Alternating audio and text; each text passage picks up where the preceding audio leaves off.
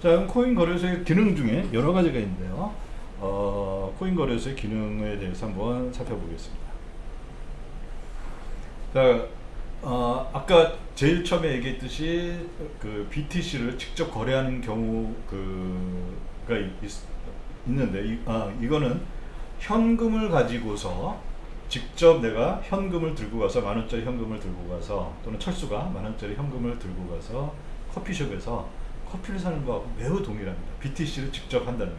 물론 이 경우에 BTC가 서로 옮겨가고 하는 거는 이게 바로 이게 블록체인 기술이라 그러죠. 블록체인 기술로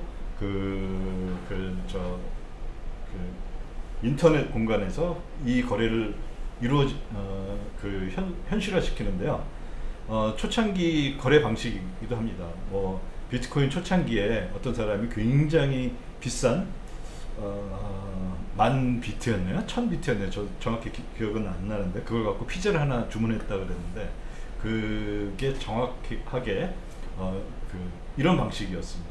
그러니까 그 당시에는 뭐 코인 거래소도 비트코인 거래소도 없었고 했기 때문에 거래를 하려면은 정말 현금을 주고 물건을 사는 방식하고 똑같은 식으로 초창기에는 이런 식의 거래 방식이 있었습니다. 이런 걸 뭐 P2P라고 하기도 하고요. 그런데 이거의 단점은 시간이 많이 걸려요. 지금은 기술이 좀 좋아지긴 했지만 여전히 10분 이상 걸리는 걸로, 제가 해본 바로는 거래소에서 거래소로 옮기는데 한 비트코인 10분 정도 걸리더라고요. 근데 이제 뭐 시간대에 따라서 뭐 달라질 수는 있겠지만 어쨌든 시간이 굉장히 걸리죠. 그러니까 비트코인으로 예를 들어 이제 커피를 산다 그러면 뭐 얼마를 샀어요. 그다음에 한 10분 있다가 거래가 완료됐습니다. 그럼 그때 마실 수 있는 거니까 이건 좀 현재 상황에서는 이런 식의 방식은 좀 문제가 있겠죠. 그러면 이거를 조금 더 업그레이드 할 수 있는, 개선할 수 있는 방안이 없을까 해서 나온 거, 뭐 그 이유만은 아니겠지만요. 그런 방식이 있습니다. 그게 바로 은행 내 거래에서 현금을 이용하지 않고 예금을 서로 주고받는 은행 내 거래를 우리가 생각할 수가 있는데요. 그거랑 동일한 개념이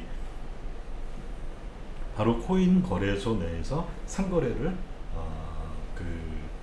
일으키는 겁니다. 이게 바로 아까 했던 1-B에서 봤던 은행 거래하고 완전히 동일한 구조를 갖고 있어요.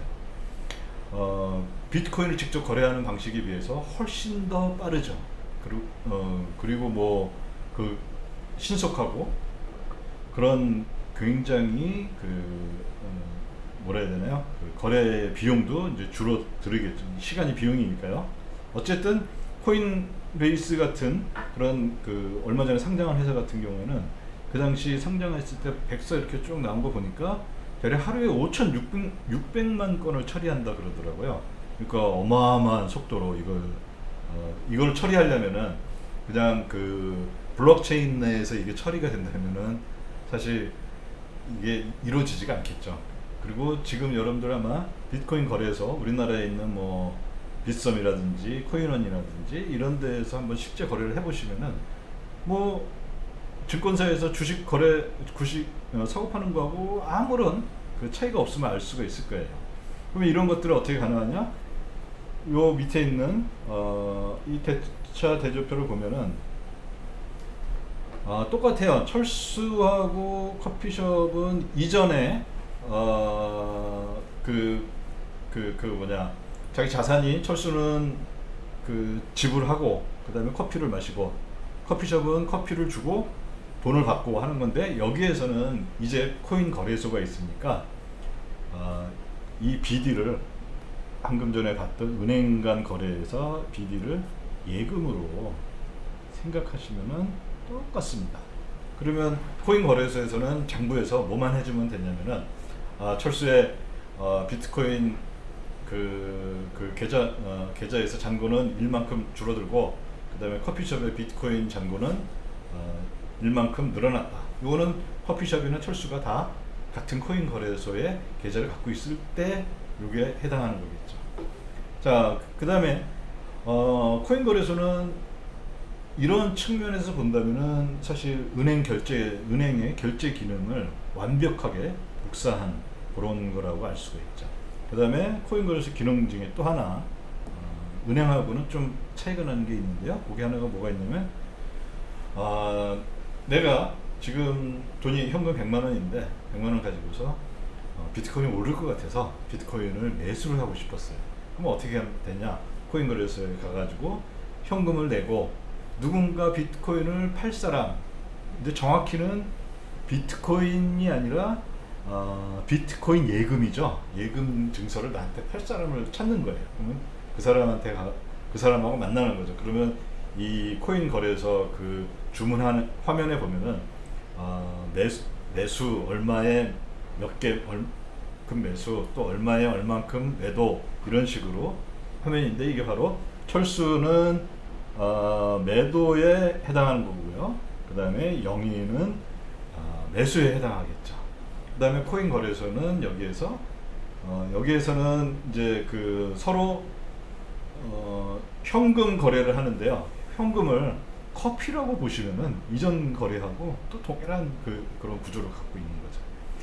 이렇게 하나의 코인 거래소 내에서의 매매는 이런 식으로 우리가 정리할 수가 있었습니다. 그러면 아까 봤듯이 전통적인 은행에서는 코인 거래소 내부에서의 내에서의 매매만 있는 것이 아니라 은행 내의 거래만 있는 것이 아니라 은행하고 은행 간, 즉 커피숍은 은행 1에, 철수는 은행 2에 계좌를 갖고 있을 때 그건 어떻게 이루어지냐?